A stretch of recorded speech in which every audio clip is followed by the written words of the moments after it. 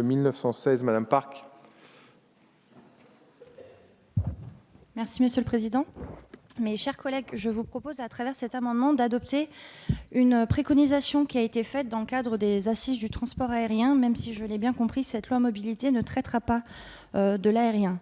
Aujourd'hui, lorsque vous vous installez dans une zone, comme le disait tout à l'heure Madame la Ministre, en plan d'exposition au bruit, vous avez une obligation d'information lorsque vous louez le bien immobilier. Par contre, aujourd'hui, il n'y en a pas lorsque vous achetez ce bien immobilier dans cette même zone.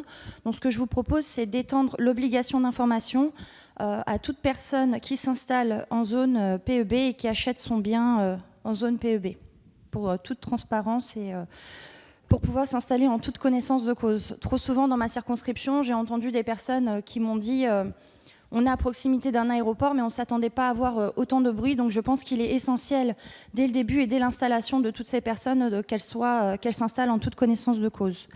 Et en parlant de circonscription, j'en profite pour saluer la présence de lycéens du lycée Baudelaire de la ville de Fos.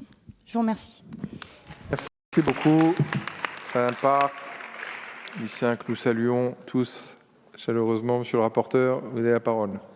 Merci, Monsieur le Président. Alors, c'est un amendement que je trouve intéressant et qui permettra de renforcer l'information des acquéreurs.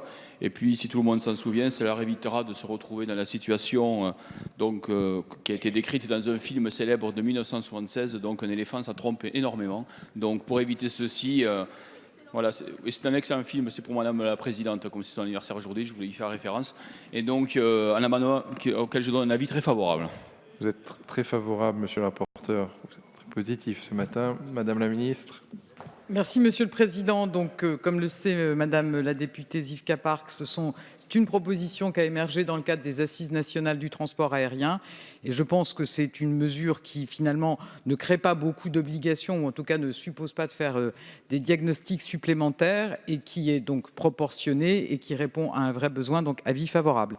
Merci beaucoup. Je mets donc directement en voie cet amendement avec un avis favorable de la Commission et du Gouvernement qui est pour, qui est contre. L'amendement est donc adopté.